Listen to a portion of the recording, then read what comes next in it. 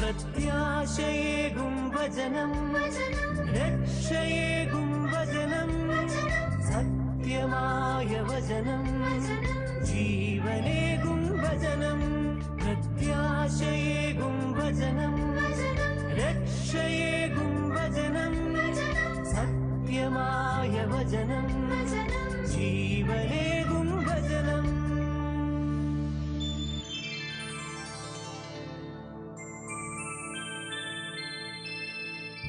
ഉപാസന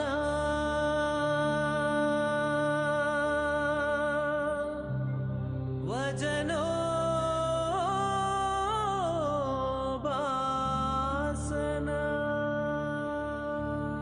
ഉപാസന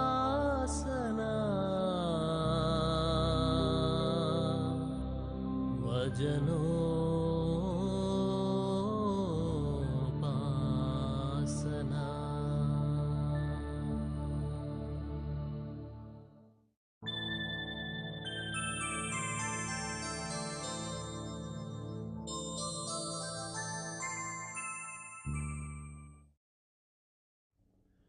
പിതാവിൻ്റെയും പുത്രൻ്റെയും പരിശുദ്ധാത്മാവിൻ്റെയും നാമത്തിൽ ആമേൻ. പ്രിയ സഹോദരി സഹോദരന്മാരെ, ഇന്നത്തെ ക്ലാസ്സിലേക്ക് നിങ്ങളേവരെയും ഞാൻ സ്നേഹപൂർവ്വം സ്വാഗതം ചെയ്യുന്നു.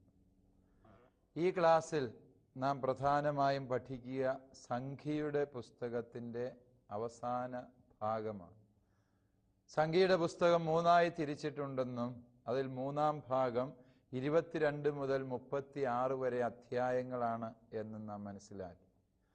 സംഖ്യയുടെ പുസ്തകത്തിലെ ഈ 3-ാം ഭാഗത്തിൻ്റെ തുടക്കം ബാലാമിൻ്റെ പ്രവചന ഗീതങ്ങളാണ് എന്നും കഴിഞ്ഞ ക്ലാസ്സിൽ നാം മനസ്സിലാക്കുകയുണ്ടായി.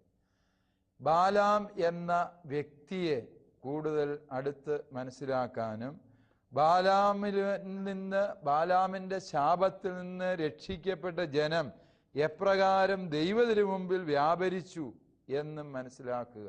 അതാണ് ഇന്നത്തെ ഈ ക്ലാസ്സിൽ നാം പഠന വിഷയമാക്കുന്നത്.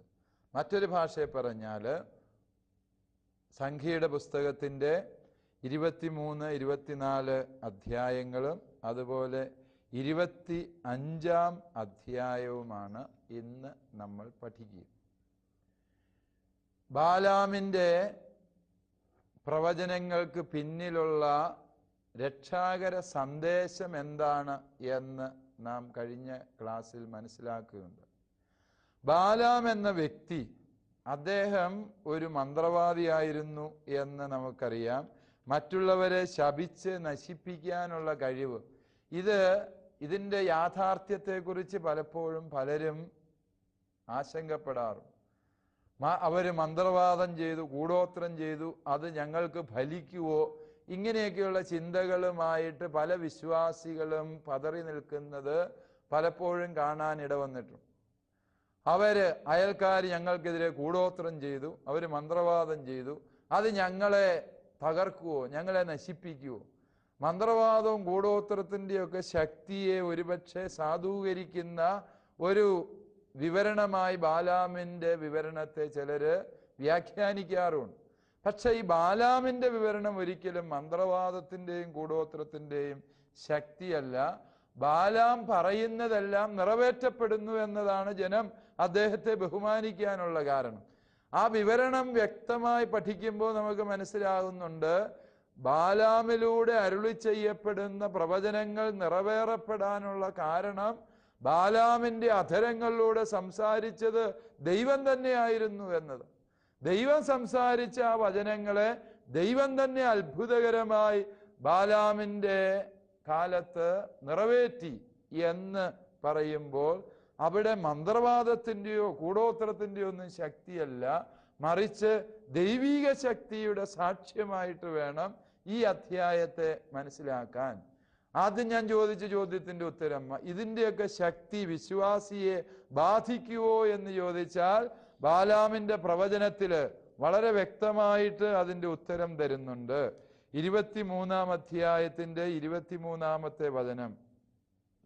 യാക്കോബിന് ആഭിചാരമേൽക്കുകയില്ല, ഇസ്രായേലിനെതിരെ ക്ഷുദ്രവിദ്യ ഫലിക്കുകയുമില്ല.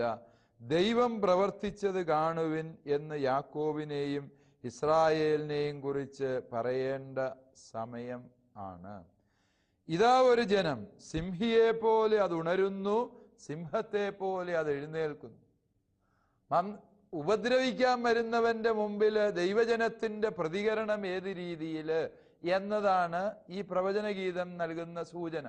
അതായത് നമുക്കെതിരെ ദുഷ്ടത പ്രവർത്തിക്കുന്ന അല്ലെങ്കിൽ ക്ഷുദ്രശക്തികളെ, നെഗറ്റീവ് ഫോഴ്സസിനെ കൂട്ടുപിടിച്ചുകൊണ്ട് പ്രവർത്തിക്കുന്ന വ്യക്തികൾ കാണും. ലോകത്ത് തിന്മയുടെ ശക്തിയുണ്ട്, സാത്താനുണ്ട് എന്നത് നമ്മുടെ വിശ്വാസത്തിന്റെ ഭാഗമാണ്. അതുകൊണ്ട് തിന്മയുടെ ശക്തികളുണ്ട് എന്നും തിന്മയുടെ ശക്തികൾക്ക് മനുഷ്യ ജീവിതത്തിൽ ദുരിതങ്ങൾ വിതയ്ക്കാനുള്ള കഴിവുണ്ട് എന്നും കരുതുന്നത് ക്രൈസ്തവ വിശ്വാസത്തിന് വിരുദ്ധമായൊരു കാര്യമല്ല. എന്നാൽ ക്രൈസ്തവ വിശ്വാസത്തിന് വിരുദ്ധമായ വസ്തുത എന്താ? എൻ്റെ ദൈവത്തിന്റെ ശക്തിയേക്കാളും വലുത് ഇത്തരത്തിലുള്ള ശക്തികൾക്കാണ് എന്ന് വിശ്വസിച്ച് അവയെ ഭയന്ന് ദൈവവിശ്വാസത്തിൽ ശുഷ്കരായിത്തീരുന്നുവെങ്കിൽ, ദൈവവിശ്വാസത്തിൽ തളർന്നു പോകുന്നുവെങ്കിൽ അത് അവിശ്വാസമാണ്. അത് ദൈവപ്രമാണങ്ങൾ ഒന്നാമത്തേതിൻ്റെ ലംഘനവുമാണ്. എന്താണ് നമുക്ക് വേണ്ടത്? അടിസ്ഥാന ചിന്ത. ഈ ലോകത്ത് ഇങ്ങനെ ഒരുപാട് വ്യക്തികൾ കാണും ദുഷ്ടത പ്രവർത്തിക്കാൻ വരുന്ന. ഈ ലോകത്ത് ഇങ്ങനെ പല ദുഷ്ടശക്തികളും ഉണ്ടാകാം. പക്ഷേ യാക്കോബിന് ആഭിചാരമേൽക്കുകയില്ല. ഒരുവന്റെയും ആഭിചാരക്രിയകൾ യാക്കോബിന്റെ സന്താനങ്ങളെ, തെരഞ്ഞെടുക്കപ്പെട്ടവരെ ഉപദ്രവിക്കുകയില്ല. കാരണം എന്താ?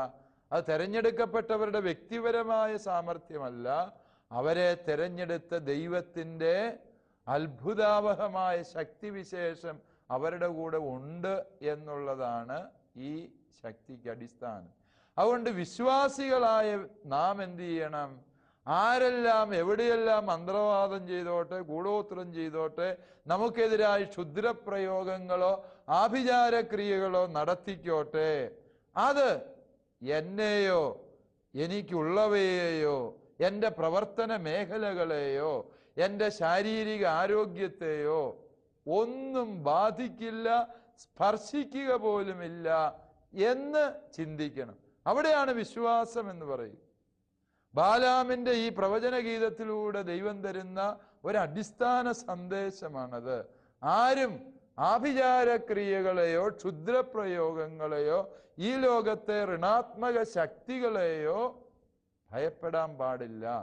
അത് വിശ്വാസിക്ക് ചേർന്നതല്ല. ദൈവത്തിൽ അടിയുറച്ച് വിശ്വസിക്കുന്നവന്റെ അചഞ്ചലമായ വിശ്വാസം ദൈവത്തിലായിരിക്കണം, ദൈവത്തിൽ മാത്രമായിരിക്കണം. അതിന് വിരുദ്ധമായത് വിശ്വാസത്തിൽ നിന്ന് ഉത്ഭവിക്കാത്ത സംശയവും ഭയവുമാണ് എന്ന് ഈ വചനഭാഗം നമുക്ക് വ്യക്തമായ സൂചന തരുന്നു. ബാലാമിന്റെ കഥയില് വളരെ നാടകീയമായിട്ട് പറയുന്ന ഒരു സംഭവം, ഒരുപക്ഷെ ബാലാമിന്റെ കഴുതയെക്കുറിച്ചുള്ള വിവരണം 22-ാം അധ്യായം 21 മുതലുള്ള വാക്യങ്ങളാണ് ഈ കഴുതയുടെ കഥ പറയുന്നത് എന്ന് നമുക്കറിയാം. എന്താ ഈ കഴുതയുടെ കഥയുടെ അന്തരാർത്ഥം എന്ന് ചോദിച്ചാല്, കഥ ചുരുക്കി പറഞ്ഞാൽ ഇങ്ങനെ: ബാലാം ഒരു കഴുതപ്പുറത്ത് കയറി ബാലാക്കിന്റെ ദൂതന്മാരോടൊത്ത് വരാതെ പിന്നാലെ ഒറ്റയ്ക്ക് വരികയാണ്. അങ്ങനെ വരുമ്പോൾ വഴിയിൽ വെച്ച് ഈ കഴുത കർത്താവിന്റെ ദൂതൻ മുന്നിൽ നിൽക്കുന്നത് കണ്ട് വഴിമാറിപ്പോകുന്നു. അത് മതിൽ ചേർന്ന് പോകുന്നു. അങ്ങനെ ബാലാമിന്റെ കാല് മതിലിൽ ഉരയാനിട വരുന്നു. വീണ്ടും ദൈവം വഴിമുടക്കി നിൽക്കുന്നത് കണ്ടപ്പോൾ കഴുത മുമ്പോട്ട് നീങ്ങാതെ നിലത്ത് കിടക്കുന്നു. ഇങ്ങനെ കഴുതയുടെ വിചിത്രമായ പ്രവർത്തികൾ കണ്ട് ബാലാം കഴുതയെ ഉപദ്രവിക്കുകയും അടിക്കുകയും ഇടിക്കുകയും തൊഴിക്കുകയും ഒക്കെ ചെയ്യുന്നു. ദൈവം കഴുതയ്ക്ക് സംസാര ശക്തി കൊടുത്തു. എന്നിട്ട് കഴുത ബാലാമിനോട് ചോദിച്ചത്രേ, ബാലാമേ, നീ എന്തിന് എന്നെ ഉപദ്രവിക്കുക? കണ്ണു തുറന്ന് നീ നോക്കിക്കേ. കർത്താവിന്റെ ദൂതൻ മുന്നിൽ നിന്നാല് ഞാൻ എങ്ങനെ മുമ്പോട്ട് നീങ്ങും? ബാലാം കഴുത പറഞ്ഞു കേട്ടപ്പോഴാണ് കർത്താവിന്റെ ദൂതനെ കാണുന്നത്. കാര്യം ശരിയാണ്. ബാലാം ദൈവത്തിന്റെ ഇഷ്ടങ്ങൾക്കനുസരിച്ച് ജീവിക്കുന്ന വ്യക്തി. ആദ്യ ദിനം ദൈവം വളരെ വ്യക്തമായിട്ട് ബാലാമിനോട് പറഞ്ഞതാണ്, നീ ഈ ഇടപാടിന് പോകരുത്, എൻ്റെ ജനത്തെ ശപിക്കാനുള്ള ആവശ്യത്തിൻ്റെ ഒപ്പം നീ പോകരുത്, ബാലാക്കുമായി സംസർഗം വേണ്ട. എന്നാൽ കൂടുതൽ മെച്ചപ്പെട്ട വാഗ്ദാനം, ഒരുപാട് സ്വർണവും വെള്ളിയും ഫലഭൂയിഷ്ടമായ കൃഷിയിടങ്ങളും ഒക്കെ വാഗ്ദാനം ചെയ്തുകൊണ്ട് മറ്റുള്ളവർ വന്നപ്പോൾ, അടുത്ത ഗണം ദൂതന്മാർ വന്നപ്പോൾ ബാലാം പറയുകയാണ്, നിങ്ങൾ ഒരു രാത്രി ഇവിടെ താമസിക്കുക, കർത്താവ് മിക്കവാറും ഈ രാത്രിയിൽ നിങ്ങളുടെ കൂടെ വരാൻ എന്നെ അനുവദിച്ചേക്കുമായിരിക്കും. അവൻ കർത്താവിന്റെ സ്വരം കേട്ടു, നീ എഴുന്നേറ്റ് പൊക്കോളാൻ പറഞ്ഞു എന്ന്. എന്നിട്ടും ദൈവം വഴിമുടക്കുന്നത് എന്തുകൊണ്ട് എന്നാലോചിച്ചാൽ നമുക്ക് വ്യക്തമാകുന്ന ഒരു വസ്തുതയുണ്ട്. നീ പൊക്കോ എന്ന് കിട്ടിയ സന്ദേശം അത് ദൈവത്തിൽ നിന്ന് വന്നതാകാൻ ഒരു സാധ്യതയില്ല. അത് ബാലാമിന്റെ തന്നെ ദുരാസക്തിയിൽ നിന്ന് വരുന്നത്. നമുക്ക് ഇഷ്ടപ്പെട്ട കാര്യങ്ങൾ വരുമ്പോൾ, നമുക്ക് പ്രയോജനകരവും ലാഭകരവുമായ വസ്തുതകൾ വരുമ്പോൾ അത് ദൈവഹിതമായിരിക്കും, അത് ദൈവാനുഗ്രഹം കൊണ്ട് സന്നതാണ്. ഇപ്പൊ വഴി കടന്ന് 2 ലക്ഷം രൂപ അടങ്ങി ഒരു പൊതി കിട്ടി. എൻ്റെ ദാരിദ്ര്യം കണ്ടുകൊണ്ട് ദൈവം എനിക്ക് കരുണയോട് തന്നതാണിത്, ഇത് ദൈവഹിതമാണ് എന്ന് പറഞ്ഞ് അതിൻ്റെ ഉടമസ്ഥനെ അന്വേഷിക്കാതെ അതൊരുത്തൻ കൈവശമാക്കുകയാണെന്ന് വിചാരിക്കും. എനിക്ക് കുറെ കാശിന്റെ ആവശ്യം ഉണ്ടായിരുന്നു, ആ നേരത്താണ് വഴി കിടന്ന് 2 ലക്ഷം രൂപ കിട്ടി. അത് കിട്ടിയപ്പോൾ എന്താ പറയുക? ദൈവം കനിഞ്ഞ് എനിക്ക് 2 ലക്ഷം രൂപ വഴിയിൽ ഇട്ടു തന്നു എന്ന് പറഞ്ഞ് അതിൻ്റെ ഉടമസ്ഥനെ അന്വേഷിക്കാതെ കണ്ടെത്തി തിരിച്ചു കൊടുക്കാൻ പരിശ്രമിക്കാതിരുന്നാൽ അത് ദൈവഹിതാനുസൃതമായ പ്രവൃത്തിയാണെന്ന് പറയാൻ പറ്റും. മനുഷ്യർക്ക് ദ്രവ്യത്തോടുള്ള ആസക്തിയെ ദൈവഹിതത്തിന്റെ നിറവേറലായി വ്യാഖ്യാനിക്കാനുള്ള പ്രലോഭനമുണ്ട്. അന്യായമായ മാർഗങ്ങളിലൂടെ 10,000 കുടിച്ച് നശിച്ചാലും ഈ മദ്യം വിറ്റ് കാശ് സമ്പാദിക്കാനുള്ള വ്യഗ്രത ചിലർക്കുണ്ട് എന്നത് സത്യമാണ്. അതല്ല എങ്കിൽ ആരെല്ലാം എവിടെയെങ്കിലുമൊക്കെ കഷ്ടപ്പെട്ടാലും തകർന്നാലും നശിച്ചാലും ശരി, എനിക്ക് പണമുണ്ടാക്കിയാൽ മതി. പണം ഉണ്ടായി കഴിയുമ്പോൾ സമ്പന്നർ പലപ്പോഴും പറയുന്ന ദൈവം എന്നെ സമൃദ്ധമായി അനുഗ്രഹിച്ചു. അതായത് ഈ ദ്രവ്യത്തെ ദൈവാനുഗ്രഹമായിട്ട് പരിവർത്തനം ചെയ്യാനുള്ള ഒരു അത്ഭുതകരമായ പ്രലോഭനം മനുഷ്യ ജന്മത്തിൽ നിതാന്തമായി കുടികൊള്ളുന്നുണ്ട് എന്നത് സത്യമാണ്. ബാലാം എന്ന മനുഷ്യനും പറ്റുന്ന, പ്രവാചകനും പറ്റുന്ന കുഴപ്പം ഇതാണ്. അവൻ ഈ ദ്രവ്യാഗ്രഹം അങ്ങ് മൂത്തപ്പോൾ അവന് തോന്നി ദൈവം ആഗ്രഹിക്കുന്നുണ്ട് ഇവരുടെ കൂടെ പോകാൻ. ദൈവം ഇറങ്ങി വന്ന് വഴി തടയുക. ഏത് പരിശുദ്ധനും ഏത് പ്രേഷിത പ്രവർത്തനം ഏത് അഭിഷിക്തനും പറ്റാവുന്ന അപകടത്തെക്കുറിച്ച് തന്നെയാണ് ഈ വചനം നമുക്ക് മുന്നറിയിപ്പ് തരും. കർത്താവിൻ്റെ ശുശ്രൂഷയ്ക്ക് വേണ്ടി ഇറങ്ങി പുറപ്പെട്ടു പോയ എത്രയോ വ്യക്തികൾ ഈ ദ്രവ്യാസക്തിയിൽ തട്ടി തകർന്നു പോയിട്ടുണ്ട് എന്നതിന് നമ്മുടെ ഈ കാലഘട്ടത്തിലും കഴിഞ്ഞ കാലഘട്ടത്തിലും എത്രയോ വ്യക്തമായ ശക്തമായ ദൃഷ്ടാന്തങ്ങൾ ചൂണ്ടിക്കാണിക്കാനാവും. പ്രിയപ്പെട്ടവരെ, അത് ശ്രദ്ധിക്കേണ്ട ഒരു വലിയ വസ്തുതയാണ്. ദൈവം തെരഞ്ഞെടുത്ത വ്യക്തിയാണ് എന്നതുകൊണ്ട് നീ നിന്നിലെ ആസക്തികളെ നിയന്ത്രിക്കുന്നില്ല എങ്കിൽ ദൈവമായ കർത്താവ് നിന്റെ വഴിമുടക്കാൻ നിൽക്കും എന്നത് തിരിച്ചറിയും. ഈ വഴിമുടക്കലിന്റെ കഥയ്ക്ക് വളരെ ആഴമുള്ള മറ്റൊരർത്ഥവും കൂടി കണ്ടെത്താൻ വേണ്ടി സാധിക്കും. എന്താണ്? ദൈവം വന്ന് വഴിമുടക്കിയപ്പോൾ ബാലാം അതിൻ്റെ പിന്നിലെ ദൈവീക പദ്ധതി മനസ്സിലാക്കുന്നു. ബാലാം വിചാരിക്കുന്ന ഈ കഴുത ബോധമില്ലാതെ പ്രവർത്തിക്കുന്നത് കൊണ്ട്, കഴുതയ്ക്ക് വെളിവില്ലാത്തത് കൊണ്ട് ആ കഴുത അങ്ങനെ ചെയ്യും. വഴിമുടക്കുന്നത് കഴുതയാണ് എന്ന് വിചാരിച്ച് കഴുതയെ തല്ലുകയും ഉപദ്രവിക്കുകയും തകർക്കാൻ ശ്രമിക്കുകയാണ്. വാളുണ്ടായിരുന്ന ഞാൻ നിന്നെ കൊന്നുകളയുമായിരുന്നു എന്ന് ഭീഷണിപ്പെടുത്താനും ബാലാം മുതിരുന്നുണ്ട് എന്ന് നമ്മൾ അറിയുന്നു. അതായത് ജീവിതത്തിന്റെ തടസ്സങ്ങൾ പല മേഖലകളിലും സംഭവിക്കും. നാം ഒരു കാര്യത്തിന് വേണ്ടി ഇറങ്ങി പുറപ്പെടുമ്പോൾ തടസ്സങ്ങൾ ഒന്നിന് പിന്നാലെ ഒന്നായി വരുമ്പോൾ നമ്മൾ പലപ്പോഴും വിചാരിക്കും ഈ തടസ്സം ഉണ്ടാക്കിയത് ഇന്ന വ്യക്തിയാണ്, അവൻ മൂലമാണ് ഈ ദുരന്തവും കഷ്ടതയും ഉണ്ടായത്, അവനെ തകർക്കാനുള്ള വഴിയാണ് നമ്മൾ ആലോചിക്കുക, അവൻ്റെ കഴിവില്ലായ്മയെ പരിഹസിക്കുകയാണ്, അവനെതിരെ അപവാദം പറഞ്ഞു വരുത്തുകയാണ്, അവൻ മൂലമാണ് എല്ലാ പ്രശ്നവും ഉണ്ടായത് എന്ന് സ്ഥാപിക്കാനുള്ള വ്യഗ്രത പലപ്പോഴും നമുക്ക് സ്വാഭാവികമായി സംഭവിക്കുന്ന ഒരു പ്രലോഭനമാണ്. പക്ഷേ സംഖ്യയുടെ ഗ്രന്ഥകർത്താവ് നമ്മളോട് പറഞ്ഞു തരികയാണ്, കഴുതയെ തല്ലിയ ബാലാമിനെ പോലെ മണ്ടന്മാരാകരുത് നമ്മൾ. മറിച്ച് നമ്മൾ എവിടെയാ ശ്രദ്ധ വയ്ക്കേണ്ടത്? നമ്മുടെ ശ്രദ്ധ സമ്പൂർണമായും ദൈവത്തിലായിരിക്കും. ഈ കഴുത ദൈവം കൊടുത്ത നിർദ്ദേശമനുസരിച്ച് പ്രവർത്തിച്ചതേ ഉള്ളൂ. നിനക്ക് തടസ്സങ്ങൾ സൃഷ്ടിക്കുന്ന വ്യക്തികളെയോ അവസ്ഥകളെയോ അനുഭവങ്ങളെയോ കുറ്റപ്പെടുത്തേണ്ട കാര്യമില്ല. അതും ദൈവീക പദ്ധതിയുടെ ഭാഗമാണ് ഈ തടസ്സങ്ങൾ എന്ന് തിരിച്ചറിയാൻ കഴിയുന്നവർ ഭാഗ്യപ്പെട്ട കാര്യം. ദീർഘദർശിയായ ബാലാമിന് കഴുതയുടെ അത്രയും പോലും ദർശനമില്ലായിരുന്നു എന്ന് പറയുമ്പോൾ ഗ്രന്ഥകാരൻ കൊണ്ടുവരുന്ന ഒരു അതിശയോക്തിപരമായ വൈരുദ്ധ്യം നമുക്ക് കാണാതെ പോകാൻ പറ്റില്ല. പലപ്പോഴും വലിയ മനുഷ്യർ കാണാതെ പോകുന്നത് ദൈവം കഴുതകൾക്ക് വെളിപ്പെടുത്തി കൊടുത്തു എന്ന് പറയുമ്പോൾ പുതിയ നിയമത്തിൽ ഈശോ പറയുന്നുണ്ട്, കർത്താവെ അങ്ങിത് വിജ്ഞന്മാരിൽ നിന്ന് വലിയവരിൽ നിന്ന് മറച്ചു വെച്ച് ശിശുക്കൾക്ക് വെളിപ്പെടുത്തി എന്ന് പറയുന്നു. അതിന് സമാനമായൊരു വെളിപ്പെടുത്തലാണ് ഇവിടെ സംഭവിക്കുക. അതുകൊണ്ട് ബാലാമിലൂടെ ദൈവം പ്രവർത്തിക്കുമ്പോഴും ദൈവം സംസാരിക്കുമ്പോഴും ബാലാമിലെ ആസക്തികളെ, പാപകരമായ ആസക്തികളെ തിരുത്താൻ ദൈവം ബാലാമിന്റെ മുന്നിലുണ്ട് എന്നത് സത്യം. ഇറങ്ങിപ്പുറപ്പെട്ട ബാലാമിനോട് ദൈവം പറഞ്ഞു, ഏതൊക്കെ നീ വന്നതല്ലേ, ഒരു കാര്യം ചെയ്യ്, ഞാൻ പറയുന്നത് മാത്രം പോയി പറഞ്ഞു എന്ന് പറഞ്ഞ് ദൈവം അനുവാദം കൊടുക്കുന്നതിൻ്റെ അനന്തരഫലമായിട്ടാണ് ബാലാം ഈ രംഗത്ത് പ്രത്യക്ഷപ്പെടുന്നത് എന്ന് നിങ്ങൾക്ക് ഗ്രന്ഥം വായിച്ചാൽ മനസ്സിലാകുന്ന വസ്തുതയാണ്.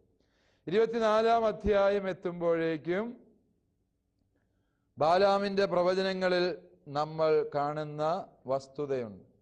അതായത് ഇസ്രായേലിന്റെ ശത്രുക്കളെയെല്ലാം ദൈവം തകർക്കും എന്നതാണ് ഇവിടെ ബാലാം നൽകുന്ന സൂചന. നമുക്കറിയാം, പിൽക്കാലത്ത് ഇസ്രായേലിന് സംഭവിക്കാനിരിക്കുന്ന നന്മകളുടെ നേട്ടങ്ങളുടെ മുഴുവനും സംക്ഷിപ്ത വിവരണം ഈ ഗ്രന്ഥത്തിലുണ്ട്. അതായത് ഇതിനു മുൻപ്, സംഖ്യയുടെ പുസ്തകത്തിന് മുൻപ് ഉൽപ്പത്തി ഗ്രന്ഥത്തിൽ ആരംഭിച്ച രക്ഷാകര ചരിത്രത്തിലെ സുപ്രധാനമായ ഒരു സന്ദേശം എന്താണ്? ദൈവം തൻ്റെ ജനത്തിന് ഒരു ദേശം നൽകും, ഭൂമി അവകാശമായി നൽകും. ദേശമില്ലാത്ത, രാജ്യമില്ലാത്ത ജനത്തിന് ദൈവം ഒരു ദേശത്തെ, ഭൂമിയെ അവകാശമായി നൽകും. അതാണ് വാഗ്ദാനത്തിൻ്റെ അടിസ്ഥാന സന്ദേശം. ആ അടിസ്ഥാന സന്ദേശം സാക്ഷാത്കരിക്കപ്പെടാനുള്ള സമയമായി എന്ന് ബാലാമിലൂടെ പ്രവചിക്കുമ്പോൾ ഈ പഞ്ചഗ്രന്ഥിയുടെ വിവരണത്തിൽ ബാലാമിൻ്റെ കഥയ്ക്കുള്ള പ്രസക്തി എന്ത് എന്ന് ചോദിച്ചാൽ, നാളിതുവരെ അബ്രാഹത്തിന് ദൈവം കൊടുത്ത വാഗ്ദാനത്തിൽ ആരംഭിച്ച രക്ഷാകര പദ്ധതി അതിൻ്റെ നിർണായകമായൊരു ഘട്ടത്തിലേക്ക് എത്തിയിരിക്കുന്നു. ദേശവും രാജ്യവും നൽകാനുള്ള വാഗ്ദാനം ഇതാ കണ്ണെത്തുന്ന ദൂരത്ത്, കൈയെത്തുന്ന ദൂരത്ത് വാഗ്ദാന ദേശമായി മുന്നിൽ നിൽക്കുന്ന ജനമേ, നിങ്ങൾ ഭയപ്പെടേണ്ട, ആകുലപ്പെടേണ്ട. എല്ലാ തടസ്സങ്ങളും നീക്കി ദൈവമായ കർത്താവ് നിങ്ങൾക്ക് ദേശം നൽകുന്നു എന്ന സൂചനയായിട്ട് ഈ ബാലാമിൻ്റെ പ്രവചനത്തെ നമുക്ക് മനസ്സിലാക്കാൻ വേണ്ടി സാധിക്കും. ദൈവത്തിൻ്റെ ആത്മാവ് നിറഞ്ഞപ്പോൾ ദ്രവ്യാസക്തിയുള്ള ബാലാമിൽ വന്ന മാറ്റവും നമ്മൾ കാണാതെ പോകരുത്. അത് 24-ാം അധ്യായത്തിൻ്റെ 13-ാമത്തെ തിരുവചനമാണ്. ബാലാമിൻ്റെ അനുഗ്രഹീത വചനങ്ങൾ കേട്ടപ്പോൾ ബാലാക്ക് പറഞ്ഞു, ഞാൻ നിനക്ക് ഒരുപാട് സ്വർണം തരാം, നേരത്തെ പറഞ്ഞതിൻ്റെ ഇരട്ടി പൊന്നും പണവും തരാം, നീ ഇവരെ ശപിച്ചേച്ചു പോകണം. അവൻ പറയുന്ന മറുപടി എന്താ? ബാലാക്ക് തൻ്റെ വീട് നിറയെ പൊന്നും വെള്ളിയും തന്നാ പോലും കർത്താവിൻ്റെ കൽപ്പനയ്ക്കപ്പുറം സ്വമേധയാ നന്മയോ തിന്മയോ ചെയ്യാൻ എനിക്ക് സാധിക്കുകയില്ല. ദൈവാത്മാവ് വന്ന് നിറഞ്ഞു കഴിയുമ്പോൾ കർത്താവിൻ്റെ ശുശ്രൂഷകർക്കുണ്ടാകേണ്ട മനോഭാവം ഇതാ. ദൈവം എന്നോട് പറയുന്നത് ഞാൻ പറയും, ദൈവം ആവശ്യപ്പെടുന്നത് ഞാൻ പ്രവർത്തിക്കും. അതിനപ്പുറത്ത് വ്യക്തിപരമായ നേട്ടങ്ങൾക്ക് വേണ്ടി, വ്യക്തിപരമായ പേരിനോ പ്രശസ്തിക്കോ വേണ്ടി, വ്യക്തിപരമായ അംഗീകാരത്തിന് വേണ്ടി ഞാൻ യാതൊന്നും ചെയ്യില്ല. 10,000 താലന്ത് തന്നെ വിലക്കെടുക്കാമെന്ന് വിചാരിക്കരുത് എന്നാണ് ഈ പറഞ്ഞതിൻ്റെ ആത്യന്തികമായ പൊരുള്. പിൽക്കാലത്തെ പ്രവാചകന്മാർക്കെല്ലാം മാർഗദർശിയായി നിൽക്കുന്ന ബൈബിളിലെ പ്രവാചകനാണ് ബാലാം എന്ന് നമുക്കറിയാം. കാരണം ഈ ബാലാമിൻ്റെ ശൈലിയിൽ അനേകം പ്രവാചകന്മാർ പിൽക്കാലത്ത് ഇസ്രായേലിൽ ഉദയം ചെയ്യുന്നുണ്ട്. ആഹാബ് രാജാവിനെതിരെ വിരൽ ചൂണ്ടി നിൽക്കുന്ന ഏലിയ പ്രവാചകൻ, നാബോത്തിന്റെ തോട്ടം കൈവശമാക്കിയ രാജാവിനെ അക്ഷരം പ്രതി സൂചിമനയിൽ നിർത്തുന്ന ഏലിയായുടെ പ്രവചനം നമുക്കറിയാം. ഏലിയായെയും ദൈവത്തെയും വെല്ലുവിളിച്ച ജസബേൽ രാജ്ഞിക്കെതിരെ ഏലിയ ഉയർത്തുന്ന ഭീകരമായ പ്രവചന പദങ്ങള് ഭീതിയോടെ അല്ലാതെ ഒരുവനും വായിച്ചു തീർക്കാൻ സാധിക്കില്ല എന്നതും നമുക്കറിവുള്ള വസ്തുതയാണ്. അന്യായം പ്രവർത്തിച്ച ദാവീദിന് നേരെ വിരൽ ചൂണ്ടി നിൽക്കുന്ന നാഥാന്റെ കഥ നമ്മുടെ മനസ്സിൽ നിരന്തരം പതിയുന്ന സത്യമാണ്. അതുകൊണ്ട് ഈ ബാലാം എന്ന് പറയുന്നത് ഈ പഞ്ചഗ്രന്ഥിയിലെ ഒറ്റപ്പെട്ടൊരു കഥാപാത്രമല്ല.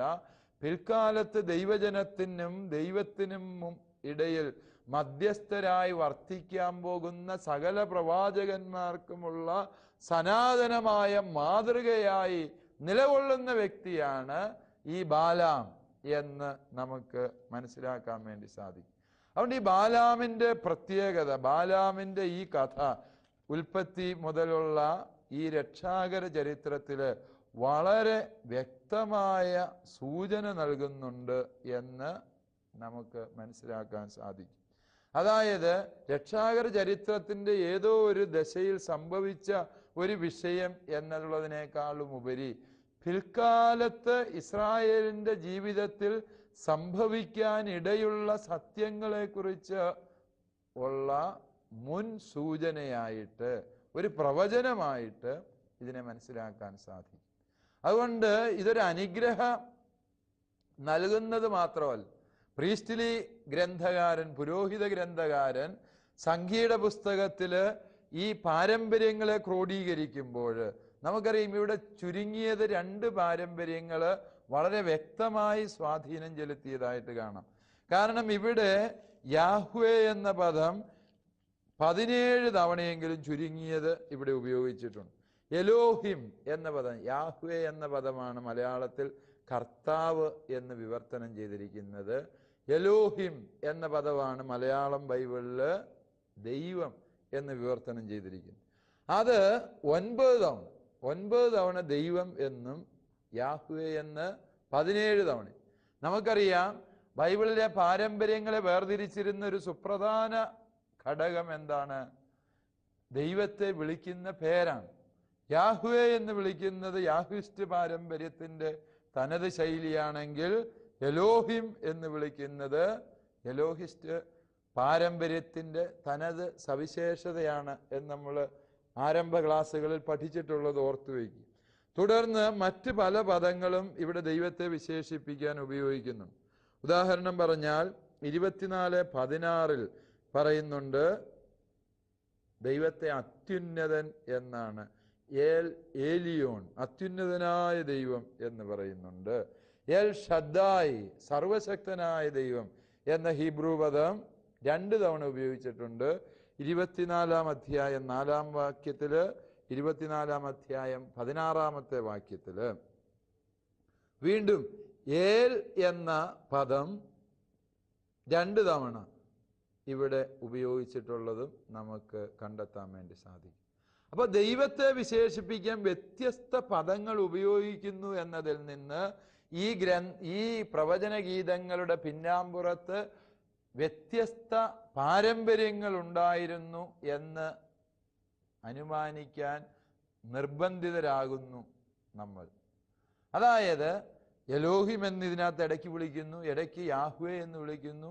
അപ്പോൾ നമുക്കറിയാം യാഹ്വിസ്റ്റ് പാരമ്പര്യത്തിൻ്റെ സ്വാധീനമുണ്ട്, എലോഹിസ്റ്റ് പാരമ്പര്യത്തിൻ്റെ സ്വാധീനമുണ്ട്. ഇതിനെ കൂട്ടിച്ചേർക്കുന്ന പുരോഹിത പാരമ്പര്യം വളരെ വ്യക്തമായിട്ട് ഇതിൽ സ്വാധീനം ചെലുത്തുന്നുണ്ട്. അപ്പോൾ 3 പാരമ്പര്യങ്ങൾ കൂടിച്ചേർന്നതാണ് ഈ സംഖ്യയുടെ പുസ്തകത്തിലെ ബാലാമിൻ്റെ പ്രവചന ഗീതം എന്ന് നമുക്ക് ശാസ്ത്രീയമായി അനുമാനിക്കാവുന്നതാണ്. കാരണം ഇതിൻ്റെ ഭാഷാശൈലിയും അതുപോലെ വ്യാകരണ രീതികളുമൊക്കെ കഴിഞ്ഞ ക്ലാസ്സിൽ ഞാൻ സൂചിപ്പിച്ചതാണ്. പുരോഹിത ഗ്രന്ഥകാരൻ്റെ രചനയ്ക്കും വളരെ കാലങ്ങൾക്ക് മുമ്പേ നിലവിലുണ്ടായിരുന്ന ഭാഷാശൈലി തന്നെയായിരുന്നു എന്നത് വ്യക്തമാണ്. പുരോഹിത ഗ്രന്ഥകാരൻ ഇതിൽ കൂട്ടിച്ചേർത്തു എന്ന് കരുതാവുന്നത് ബാലാക്ക് എന്ന രാജാവ് പ്രമാണികളുമായി കൂടിയാലോചിക്കുന്ന രംഗം ഒരുപക്ഷെ അത് പുരോഹിത ഗ്രന്ഥകാരൻ്റെ സൃഷ്ടിയാണ്. കേവലം വ്യക്തിപരമായി നടത്തുന്ന ഒരു ശത്രുതാ പ്രവൃത്തിയെ മോവാബ് എന്ന രാജ്യം ഇസ്രായേൽ എന്ന രാജ്യത്തിനെതിരായി നടത്തുന്ന ഒരു ശത്രുതാ പ്രകടനമായി ഈ സംഭവത്തിന് ചായം നൽകി എന്നത് പുരോഹിത ഗ്രന്ഥകാരൻ്റെ സവിശേഷതയാണ്. ബാക്കി ഈ കഥാതന്തുവും ഈ കഥയിലെ ആഖ്യാനങ്ങളും ഗീതങ്ങളുമെല്ലാം പുരോഹിത പാരമ്പര്യത്തിനും വളരെ മുൻപേ നിലവിലുള്ളതായിരുന്നു എന്ന് നമുക്ക് അനുമാനിക്കാം. ദൈവത്തോട് വിശ്വസ്തത പുലർത്തേണ്ടിയിരുന്ന ജനം വിശ്വസ്തത പുലർത്താതെ അവർ തിന്മയുടെ വഴി തിരഞ്ഞെടുക്കുക.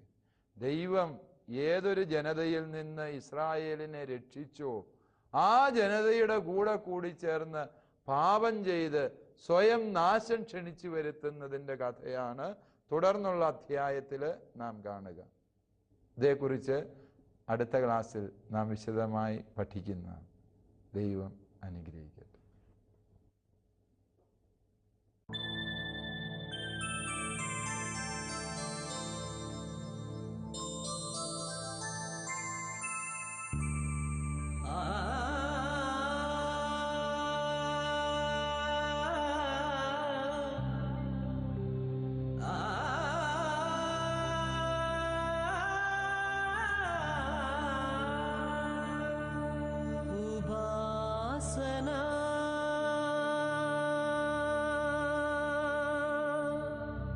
वजनों